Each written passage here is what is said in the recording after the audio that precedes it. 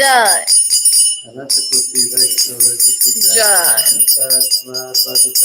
Jai.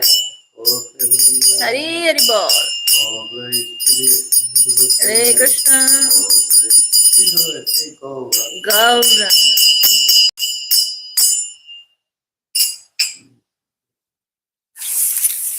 Oh my goodness.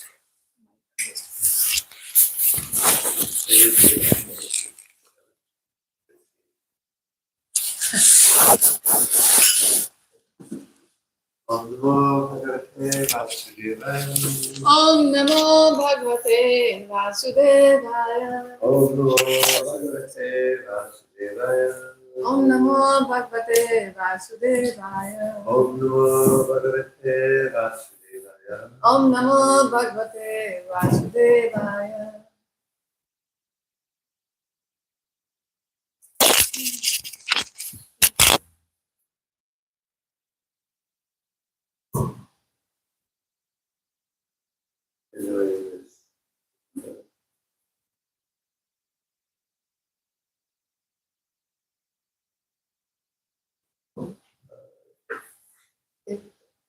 It's good. I could do this. No more. This is the microphone really helps.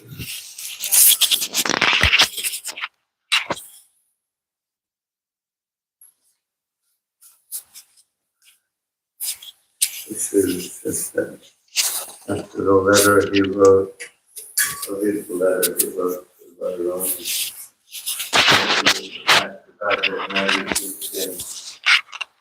I have received some news from other centers that Back to Godhead is now in demand,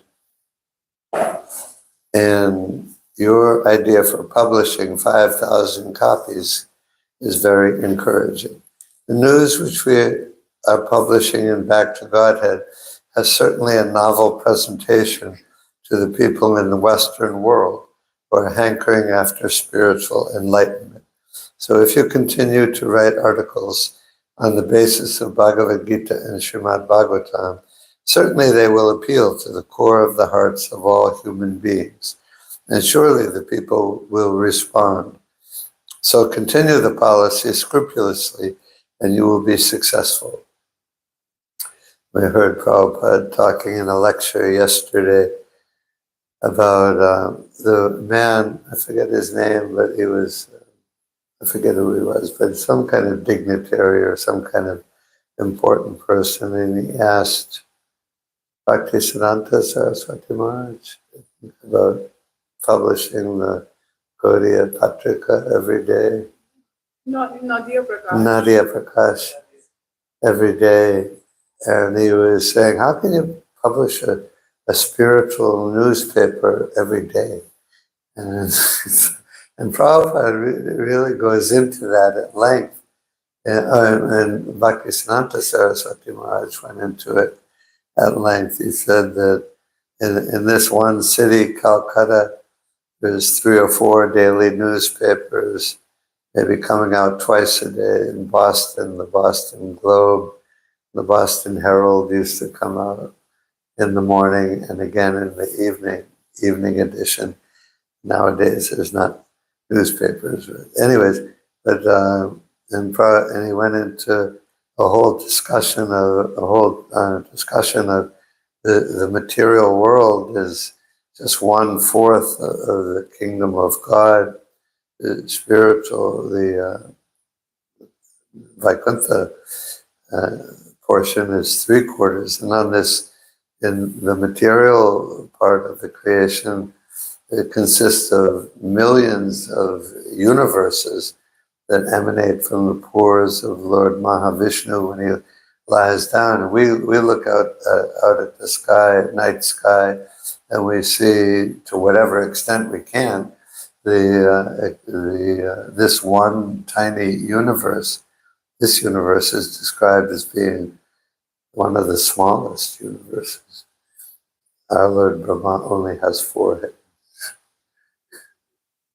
Anyway, so this one universe has millions and millions of planets on it, and this one planet, we can't even know the extent of this one planet. You look at, when you fly anywhere, you see how much land there is, how many different cities, countries, oceans, mountains there are. This planet is, from our point of view, this one planet is unlimited.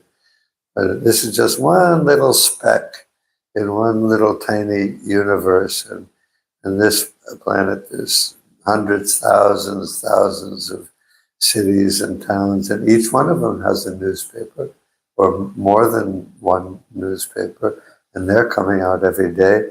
So how can you imagine how much news there is from the spiritual world? So Krishna is one day, he goes out to play every day. It's the same play with the same cowherd boys every day. But if some reporter, newspaper was traveling with the cowherd boys every day, they could write, then Krishna did this, and then Sri Ram did this, and then this demon came, and Krishna killed this demon.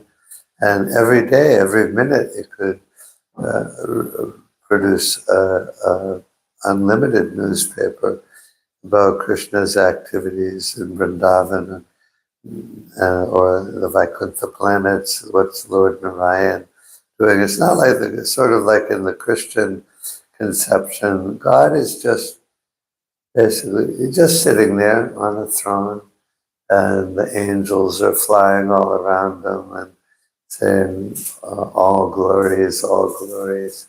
And it sounds, in the spiritual world and the Christian tradition, sounds kind of pretty much stagnant and boring, almost. Of course, it's not boring, but it's, it can come across like that. And what do you do? And anyway, so, but actually, every second, every minute of Krishna's activities are the most wonderful, exciting news there can be. And then Prabhupada said, talking yesterday, and he said, the problem is nobody's interested.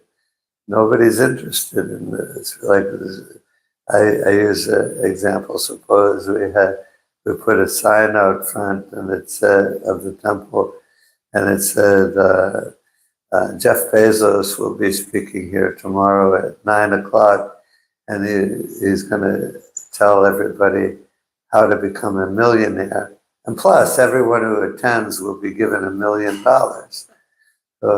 How many people you think would be lining up outside the door at like 4:00 in the morning or 12:00 for tickets to a concert, or Black Friday? They'll line up at like, how many people do you think would be lining up at the door to get their $1 million and learn how to become a very rich person? It'd be like a mile long on the block. But if we put on a sign, we advertise, you read the Bhagavad Gita as it is, the Srimad Bhagavatam, and you can become free from material suffering and go back home, back to Godhead, and live eternally blissful and full of knowledge. But we don't see a line of people out the door. and we don't see very many people staying in the temple.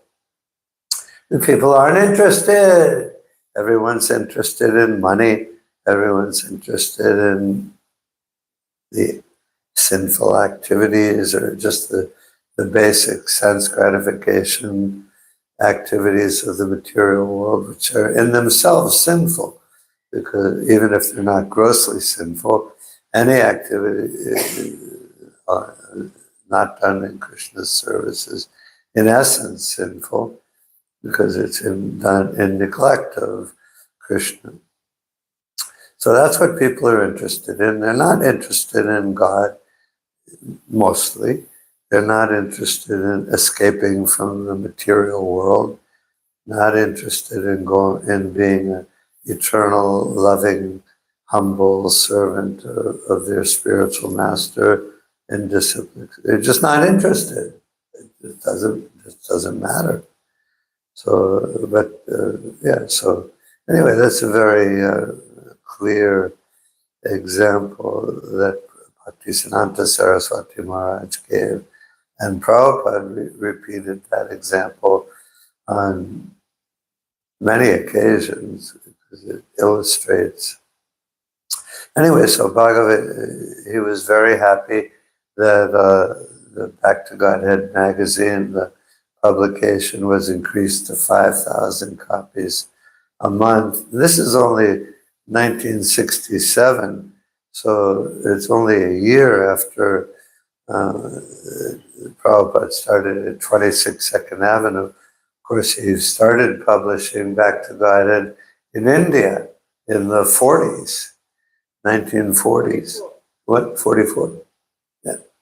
And then when he came to the United States, he began putting out the Back to Godhead magazine. And in the beginning, it was only like 2 or 3 mimeographed. I don't know if you know what mimeograph is. You turn the crank and there's some ink. Puts it out one at a time. You can. Anyway, it's very slow, sort of ancient process of duplication. In the beginning, in 26 Second Avenue, they were probably putting out like, I don't know, maybe 50 copies a month and trying to sell them in little stores in Manhattan. So now, a year later, it's up to 5,000 copies, and it had already become a much nicer publication, printed in a printing press, but that was just the beginning. 5,000, but Prabhupada was very happy. 5,000 copies a month. The most important thing is book publication, Prabhupada's book translation, purports, and printing and distributing Prabhupada's books and reading. Everything depends on, in Krishna consciousness, depends on knowledge, direct, specific, straightforward, no nonsense knowledge.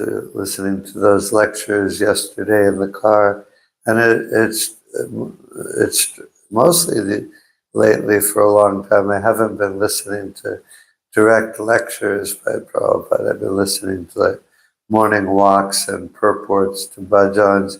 But when you hear his lectures, Srimad Bhagavatam, Bhagavad Gita lectures in the temple room full of his disciples, you can hear just how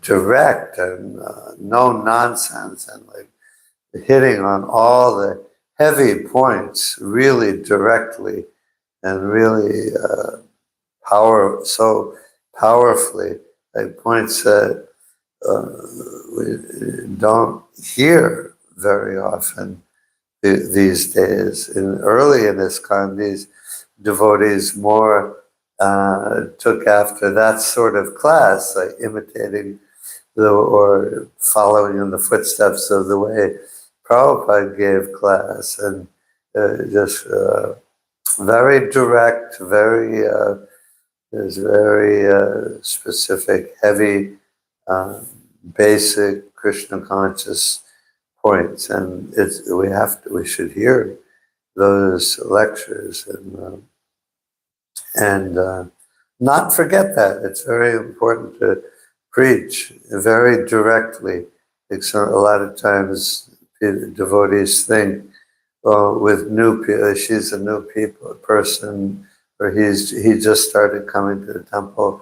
We should be very careful. We shouldn't be very direct with them. We have to be very, we don't want to give them more than they can handle in the beginning, but there's some validity to that. We have to be a little careful. But even from the very beginning, in 1966, Prabhupada, you listened to his lectures, and it was still the same thing as it was in 1970 or 75 or 77. From the beginning, he preached the same way. And the example I always use is of a doctor. If you go to a doctor with a serious health problem that can really destroy their health or even kill them because of bad health habits that they have, or overeating or smoking or taking some drugs or not exercising at all. They have like a really serious health problem, and then the doctor says, I don't want to scare this patient. I'll just say, well, just take some Tylenol 3 or 4 times a day. Maybe that'll help. That would be silly. That would be ridiculous. The doctor has to be very blunt. The doctor has to say, you're killing yourself. And if you don't stop what you're doing and change your habits, you die. And that would be the responsible thing to do as a doctor. So the devotees are doctors of material life, of material bad health. Everyone in the material world is literally killing themselves just by the neglect of the service of Krishna, and literally, deliberately taking poison every day. Jnana Kanda, Karmakanda, Jnanakanda, Kevala, Visharabanda. Everyone is drinking from 2 pots of poison every day, knowingly. So as spiritual, as Krishna conscious doctors, it's our duty to be very straightforward, very blunt in our preaching. You have to be nice about it. Prabhupada was very nice from the beginning, and all through his preaching in India and then in the United States and then all over the world. He was always very nice. Everyone tells wonderful stories about their interactions with Prabhupada. Pyari Prabhu did yesterday when we went to see him in New York, in Hartford. He was telling about Prabhupada in New York. All the disciples, devotees, have wonderful stories about how nice Prabhupada was, how kind he was. But everyone also has stories, easily documented stories about, just by listening to Prabhupada, about how direct and strong he was in his preaching. But we should be like that. We should be like that. Don't have to be too careful. We shouldn't think, oh, this person is from the United States. He doesn't know anything about Krishna. So I have to be very, he doesn't know anything about Krishna conscious culture, anything. He grew up in the United States. What does he know? He won't be able to understand. points about the Bhagavad Gita or Krishna's life in Vrindavan. But that's not true. Don't forget that every conditioned soul, no matter what species of life they're in, or what country they grew up in, or what planet they grew up in, everyone is an eternal servant of Krishna. And everyone who they've just forgotten, everyone has just forgotten. And everyone can understand very easily. It's not hard. If you come to the temple, first time I came to the temple, and the devotees told me, oh, you're not that body. I had never heard that before. I thought, not that body, what is it? I said, well, that makes sense. Okay, I'm not the body. It's not a hard concept. It's not a difficult concept. And there's a supreme person who is God. God is not some unimaginable or unrelatable thing or void or just a glowing effulgence or white light. We're not all one with we're all one with everything. I'm not God, you're not God. God, the absolute truth, is a person. And that's not a difficult concept either. I'm a person, you're a person, everyone is a person that I know, obviously. So these are not difficult concepts. They're the most crucial, important, deep spiritual concepts, but they're not hard to understand and not hard to accept for anybody. And then devotees told me, Krishna is a boy, a cowherd boy. He takes care of cows with his friends every day. And I thought, well, I never heard that before. But okay, why not? If he's God, he can be anything or do anything he wants. So why not? And the most radical concept I heard was that you come from the spiritual world. You left. We all left this association of Krishna by our own choice, out of a feeling of enviousness towards Krishna. That everyone is serving Krishna with love and devotion, but what about me? I want to be the one who is served. I want to be, yeah. So that's that concept was a little jarring, shocking to me, but it's not a difficult concept to understand and accept, because it's true. It's the reality. When you're an honest person, it's like in the beginning of Srimad Bhagavatam, you might be able to quote it, but thoroughly honest men.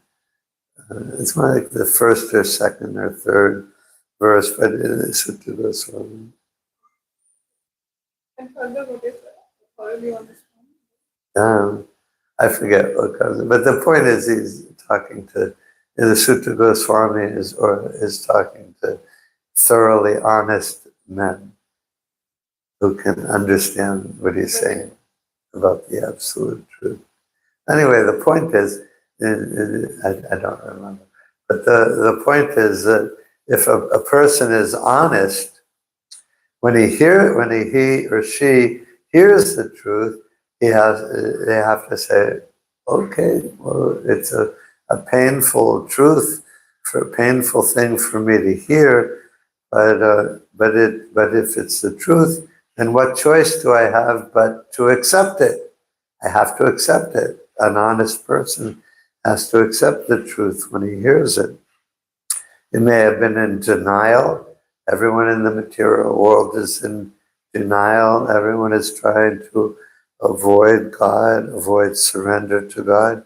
But when you hear the absolute truth in disciplic succession, then an honest person has no alternative but to accept it. So, Yes, I think Kavya Khalu Puranani Itihasani Cha Anadha Sinless Akhyatani Api Aditani Dharma Shastrani and the sages said, respected Sutta Goswami, you are completely free from all vice. You are well versed in all scriptures famous for religious life in the Puranas and history. You have gone through them under proper guidance. there's one that uses that phrase, so thoroughly honest. Anyway, never mind that for now. But I'll just read a little bit more. Anyways, we have to be honest. Somebody tells me the truth, I have to be willing to admit it. Okay, what you say, it's true. How can I deny it? So I'll just read a little bit more. Srila Prabhupada gives the success formula for his magazine. He does not emphasize publishing a slick magazine for public relations, but he wants articles based on Srimad Bhagavatam and Bhagavad Gita. Prabhupada appreciated that the magazine was improving. And this is a quote from Prabhupada, and he said, I have not seen a single copy, although I have heard from many sources of its improvement. Back to Godhead was just beginning to evolve from a crude mimeographed magazine to a better-looking graphics magazine, and Prabhupada was happy to see the improvement. And it wasn't long before it did turn into a very nice, glossy, beautiful magazine, which it is definitely is today. And Prabhupada wanted that. He wanted it to be nice, but in the beginning he was very happy to see whatever small improvements they made. Here Prabhupada says he was receiving many letters from me, and he was not sure whether he was replying to all my points. How much I was chatting with Srila Prabhupada. I was writing him more letters than he could reply to. What I wrote was probably not important. My letters were sometimes outpourings from my heart. They often contained reports of our activities in Boston and praises of Prabhupada. It was not important that he reply to every letter I sent. Still, it was important for me to write. The other devotees and I were simply living for Prabhupada. It was not possible to serve in silent separation. We could serve in separation, but not in silence. Well, in the beginning, definitely Satsvarup, Brahmachari, Adhikari, he wrote many letters, and the devotees would write to Prabhupada regularly. And I always emphasize to all devotees, like, write letters to your spiritual master. There's a good chance you'll never get a reply, or you may get a reply once in a while. And even if your spiritual master has left the planet, he's not gone, the relationship with him is not ended, still you should write letters to him. I always advise it, and just for the sake of just communicating with him, just telling him. It doesn't have to be like a heavy philosophical question that's been bothering you for a long time. It could be just like, and it doesn't have to be a long letter, but just, my dear spiritual master, I'm still in Boston, and I'm preaching at MIT, or I'm washing the pots in the kitchen, or going on the altar every day, and I'm feeling the deities are beautifully dressed today, and it doesn't have to be anything like earth-shaking. You just, and like Satsvarup Maharaj He still writes letters to Prabhupada. Prabhupada left in 1977, but he still writes letters to Prabhupada. So I heartily recommend writing letters to the spiritual master. Let's see, of course, and it's good to write a paper letter. I always recommend paper letters. A lot of people these days may have never written a paper letter in their life and sent it in the mail. And that's how the devotees wrote to Prabhupada. And one thing I'll tell you is whoever you're writing to, if people get so many emails and they're like, but if you get a paper letter in the mail, it's like, oh, letter. And I wonder what this person has to say. I wonder what my disciple has to say, and they're pretty likely to open it and read it and appreciate getting it. So I recommend for important things, at least writing an old-fashioned letter. The Satsvarup Maharaj's statement here at the end, the other devotees and I were simply living for Prabhupada. It was not possible to serve in silent separation. We could serve in separation, but not in silence. Most fundamental point in serving your spiritual master is service in separation, or service to Krishna. Most basic points is service in separation. So Satsvarup Maharaj said we could serve in separation, but not in silence. In the Satsvarup Maharaj's statement there, we were simply living for Prabhupada, and is the mood. And that should be every devotee's mood, and intention, consciousness, whatever. I'm simply living for my spiritual master, for Prabhupada, for Gopal Krishna Maharaj, for Jayapataka Swami, for Radhanath Swami. I'm simply living for my spiritual master. Okay, let's stop there. All glories to Srila Prabhupada.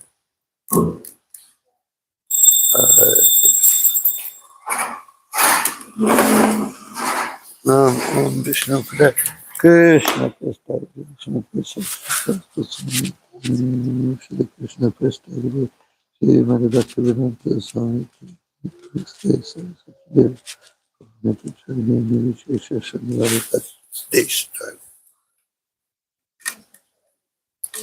Hare Krishna.